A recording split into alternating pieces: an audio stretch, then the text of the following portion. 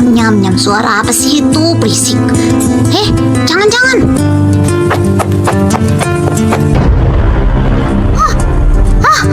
Anjay, aduh anak orang, gawat ini, anak orang, gimana ini, gawat ini, gimana ini? Anakku, apa yang kau lakukan? Dasar pembantu bajingan, kau apakan anakku? Benar-benar yang manusia bangsat. Tuhan maafkan saya, ampuni saya salah. Sebelumnya saya sudah tidurkan dia, tapi tiba-tiba malah begini. Maafkan saya Tuhan. Kau pikir semudah itu aku maafkanmu? Pak, kita harus membawa Yuki ke rumah sakit. Iya, Pak. Rasakan ini brengsek. Yuki. Ngomongin dong adek. Sana takutnya ada tulang Yuki yang patah. Dasar pengasuh sialan, aku akan menelepon polisi. Telepon ambulans dulu, Pak. Halo, tolong segera kirimkan ambulans ke jalan Anu. Yuki, kenapa nasibmu begitu buruk selalu? Lisa, maafkan Papa, nak. Maafkan Papa. Papa sayang sama kamu, nak. Maafkan Papa. Bang, bangun, Bang. Hah? Lisa, bagaimana keadaan Lisa? Aku ingin melihat Lisa sekarang juga. Lisa baru saja bangun. Aku harap Abang tidak marah-marah padanya. Maaf, aku bersalah. Aku ingin melihat Lisa sekarang. Papa pasti pukul aku. Putriku, syukurlah. Lisa, maafkan Papa, nak. Papa salah. Hah? Papa peluk Lisa. Papa nggak marah sama Lisa. Papa tidak marah lagi. Papa sayang sama Lisa. Papa. Aku pengen lihat Yuki. Ayo kita lihat Dedek Yuki. Ayo. Yeay. Mio jatuh karena Yuki yang menendangnya. Itu terlihat jelas dari rekaman CCTV. Kami sungguh sangat menyesal Kak Taiga. Jadi kami datang ke sini untuk meminta maaf. Bagaimana keadaan Mio sekarang? Bila Mio tidak juga sadarkan diri selama beberapa jam ke depan, CT scan akan dilakukan dan operasi mungkin akan terjadi. Saya tahu minta maaf saja tidak cukup. Biar biaya operasi dan biaya pengobatan di rumah sakit ini semuanya kami yang tanggung. Beres kan? Beres kamu bilang. Jadi kalau anakmu yang mengalaminya gimana? Oh, luar biasa sekali kau ini. Memangnya apa lagi yang bisa kami perbuat? Halo, ada apa Lisa? Mama, ada jatuh. Apa? Ada jatuh? Tidak ada jalan lain selain operasi, Pak. Kalau tidak, bayi Bapak akan cacat. Apa? Dasar anak sialan. Kenapa kamu tega? Dia anak kandungmu juga kan? Aku tidak peduli. Kalau Yuki sampai cacat, kau harus mati. Mio terjatuh karena ditendang Yuki. Kenapa kau membiarkan Yuki tidur di kamar Mio? Otakmu ada di mana? Bahkan Yuta sudah memperingatmu. Maafkan aku, Bang. Aku nggak nyangka bakalan seperti ini. Aku memang bersalah. Kemarin juga gitu. Kamu ngotot ingin tetap kerja. Akhirnya Mio dijaga sama pengasuh orang gila. Aku memang istri yang gak becus. Kalau Rina nangis begini aku jadi gak tega. Sudahlah, kau tahu kan kalau aku itu mencintaimu. Aku hanya ingin kau bersikap lebih bijak sedikit. Iya, Bang. Terima kasih. Karin dan suaminya datang, Bang. Baguslah, mereka memang harus bertanggung jawab. Rina?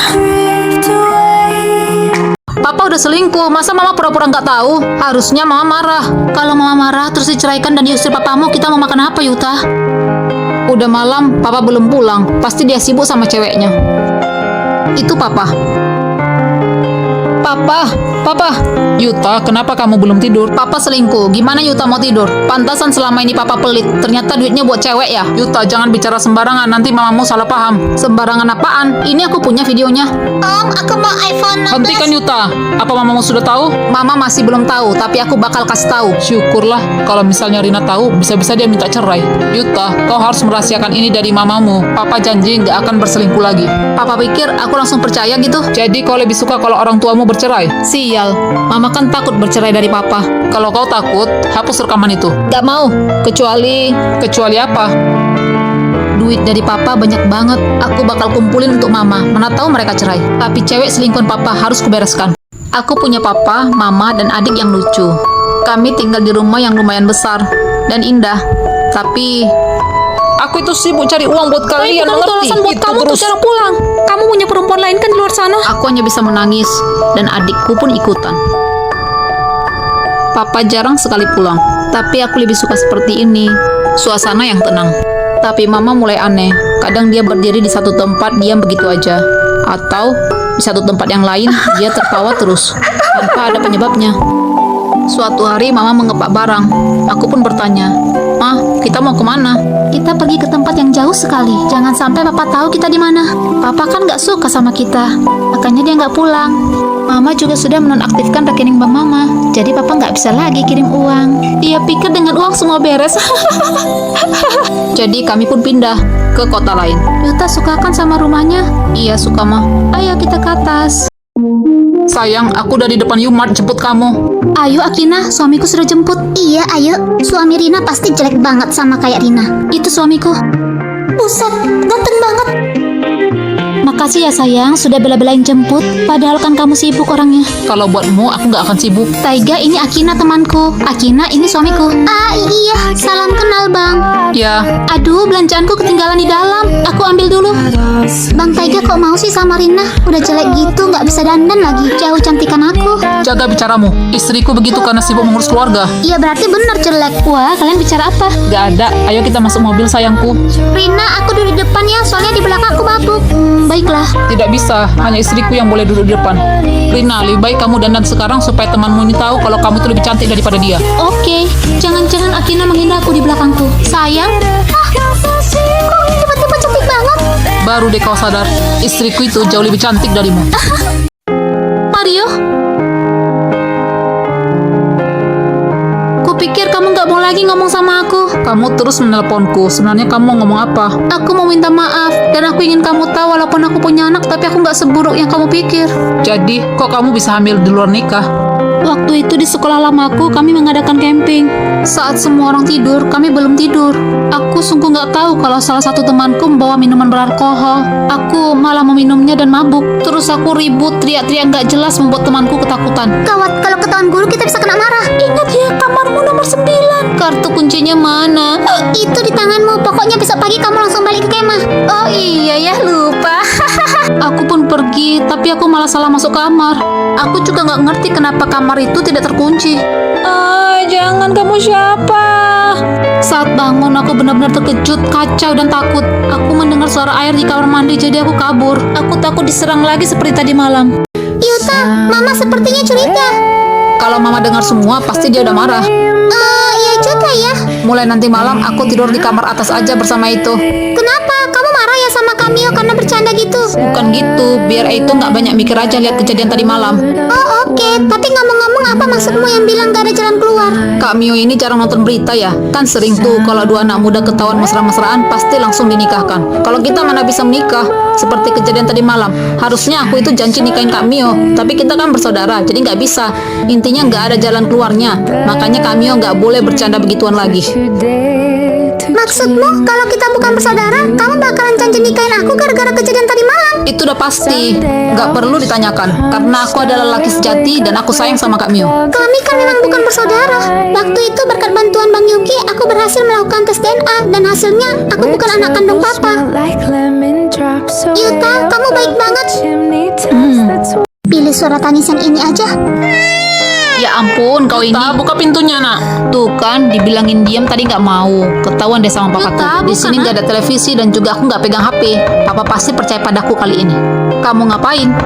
Ya ampun, kamu pinter mohon ya. Lucu juga kamu ini. Udah ke tempat tidur sana, aku mau bukain pintu. Yuta, Yuta nak. Nak, kamu kok bicara sendiri, nak? Sayang buka, jangan bikin mama khawatir. Aku tadi sambung tidur, ada apa Pama? Papa dan mama tadi mendengar suara tangisan anak kecil tepat di kamarmu ini, Yuta. Yuta nggak ada dengar suara anak kecil tuh. Jangan-jangan papa dan mama berhalusinasi. Papa dan mama benar-benar mendengarnya, Yuta. Iya, kami sama-sama mendengarnya Yuta. Tapi Yuta nggak dengar, jadi Yuta nggak percaya. Sama seperti mama dan papa nggak percaya kalau boneka itu hidup. Sudah aman. Nak, kau sedang bermain dengannya? Apa kalian semakin akrab sesuai dengan keinginanmu? Iya ayah, aku senang. Aku dan Hatsuki berteman sejak kami TK. Meluncur. Aduh.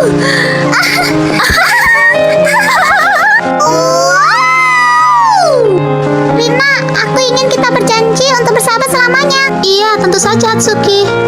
terima kasih. Bahkan kedua orang tuaku sudah menganggapnya sebagai anak sendiri. Kamu nggak tambah, Hatsuki?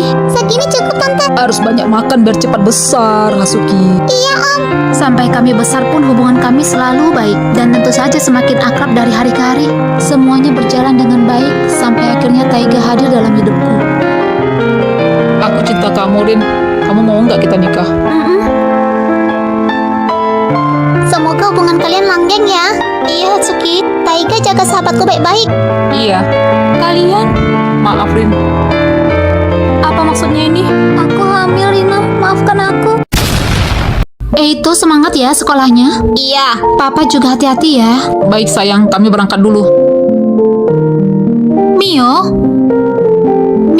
Mama mau keluar dulu untuk belanja. Mungkin agak lama, soalnya ada urusan juga dengan teman Mama. Kalian baik-baik ya di rumah. Baik, Ma. Jangan khawatir. Aku masih saja merasa cemas meninggalkan Yuta bersama Mio di rumah. Kejadian waktu Yuta jatuh dari tangga saat aku tak ada di rumah benar-benar membuatku trauma. Rumah sudah bersih, nyaman deh. Yuta, kamu di kamar mandi ngapain? Aku lagi mandi. Oh, oke. Ada pesan masuk. Apa dari Bang Yuki? Mudah-mudahan dari Bang Yuki. Ah, bukan. Ini dari nomor yang gak dikenal. Nomor ini mengirimkanku video gak jelas. Video apa ini ya? Yuki, jangan Yuki. Aku gak mau. Mio, sini cepat. Mio, Iya, bentar, Mak. kau ini bersihkan toilet aja lamanya minta ampun. Cuma lah badanmu ini besar, banyak makan, tapi kerja lambat. Kau sekarang keliling jualkan dulu semua goreng pisang Mama ini. Ada 1 keranjang penuh ini, harus habis. Kalau nggak habis nggak usah kau pulang. Nah, pegang. Iya, Mak. Ini goreng pisang, Bu Aisyah. Lain kali ya, Nak. Bu polisi mau beli goreng pisang? Tidak, Dik, saya lagi bertugas. Ibu? Goreng, Pak. Sana pergi. Papa, goreng pisang. Kak, Di, ada goreng ubi di rumah. Goreng pisang. Goreng pisang. Goreng pisang. Goreng pisang. Enggak, Dik. Masih kenyang. Nggak ada duit, Dik.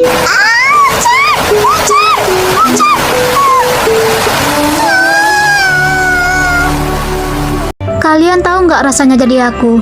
Coba bayangkan kalau kalian jadi aku. Mamaku meninggal dari sejak aku masih bayi.